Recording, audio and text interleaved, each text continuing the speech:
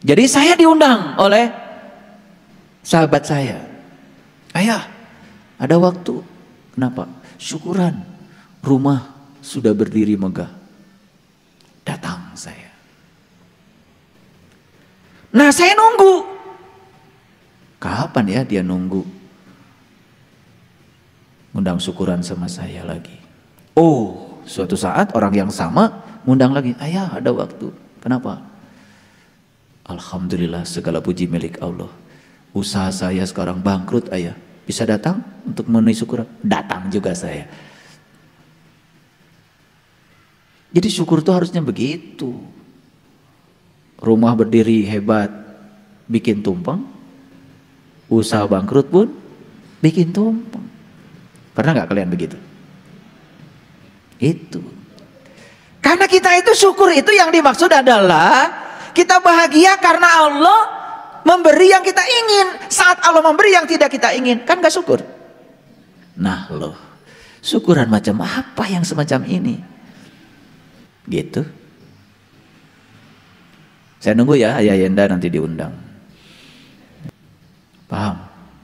Ini ngerti? Oke. Ini agak berbahaya sebetulnya yang saya sampaikan. Tetapi kalau saya tidak sampaikan juga nggak naik-naik kelas kita.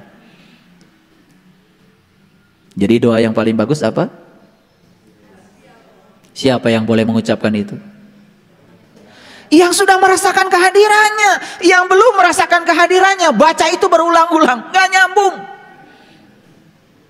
Makanya harus dibuktikan dulu ayat tadi, fa inni qarib.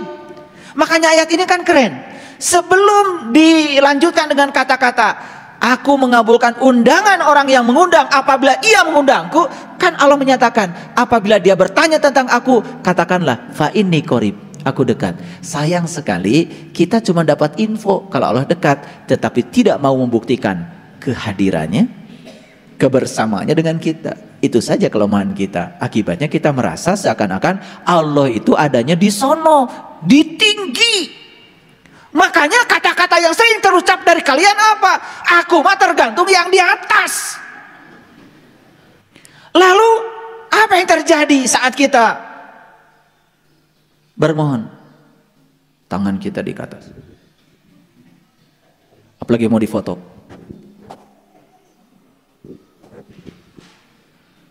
Apalagi di padang pasir. Pakai dandanan macam-macam. Lagi berdoa. Meminta kepada yang di atas. Tolong tunjukkan pada saya, adakah di Quran Allah mengatakan aku di atas? Gak ada. Aku bersamamu dimanapun kamu berada. Nah, oleh karena itu, tolong. Sadar sedikit. Lihat ayat ini. Kelihatan? Bagaimana metode mengundang Allah versi Al-Quran? Lihat. Ini Quran surat Al-A'raf ayat 55. Bahasa Arabnya gini. Udu'u rabbakum tadarruan wa khufyatan. Ulangi. Udu'u rabbakum tadarruan wa khufyatan. Allah bilang, undanglah Tuhanmu dengan penuh rasa hormat dan tersembunyi. Sesungguhnya Allah tidak menyukai orang-orang yang melampaui batas. Siapa yang melampaui batas? Mana batasnya? Yang melampaui batas itu adalah yang suka ngatur-ngatur Allah dengan pikirannya yang tanpa batas. Melampaui batas itu kan artinya udah dikasih batasnya segini, dia lampaui. Bukan bersyukur terhadap yang ada, terus berangan-angan memikirkan yang tidak ada. Itu yang disebut melampaui batas.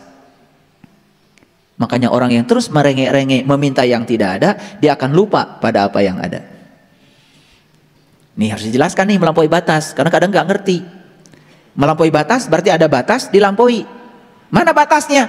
Batasnya adalah apa yang terjadi pada dirimu, itulah batasmu. Terima saja. Tapi karena tidak mau menerima yang terjadi saat ini, mulai memikirkan yang tidak terjadi, yang angan-angan pikirannya, itu namanya melampaui batas.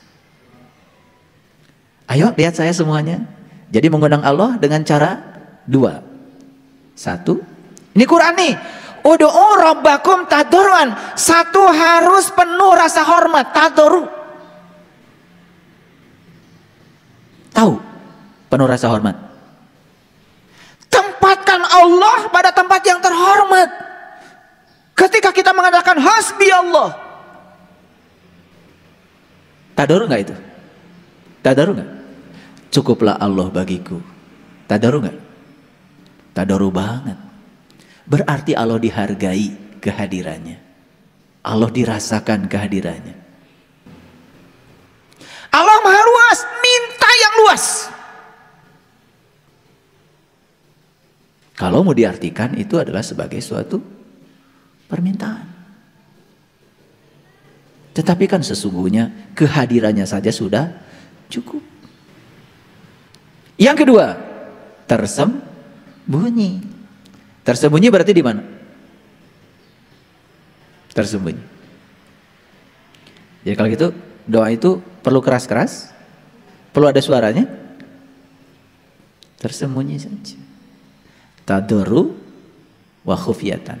Penuh rasa hormat dan tersembunyi. Itu cara mengundang Allah. Ada nggak di sini diajarkan berdoa kepada Allah itu? Ya Allah, ya Allah. Gitu? Itu kalau mau syuting begitu. Tapi Quran mengajarkan cara berdoa, cara mengundang Allah itu cuma dua aja. Tadarru wa khufyatan. Semoga semua makhluk hidup berbahagia. Tadarru? Tadarru? Semoga keluarga saya bahagia. Tetangga yang lain biarin aja. Tadarru nggak itu? Tadarru nggak itu? Dia menempatkan Allah di tempat yang sempit. Dan Allah itu dikerangkeng oleh pikiran kamu sendiri. Biarlah keluarga saya yang bahagia, yang lain gak usah. Biarlah kelompok saya bahagia, kelompok lain gak usah. Suka nggak ada doa begitu? Ada tuh. Semoga kelompok saya diampuni segala dosanya, kelompok lain gak usah. Tadarru nggak gitu? Itu tidak tadarru, karena tidak menempatkan Allah sebagai yang maha luas. Kalau Allah ditempatkan sebagai yang maha luas, minta yang luas-luas, kalaupun mau ada permohonan. Walaupun itu kan sebetulnya ujung-ujungnya basa-basi juga. Coba, semoga semua makhluk hidup berbahagia.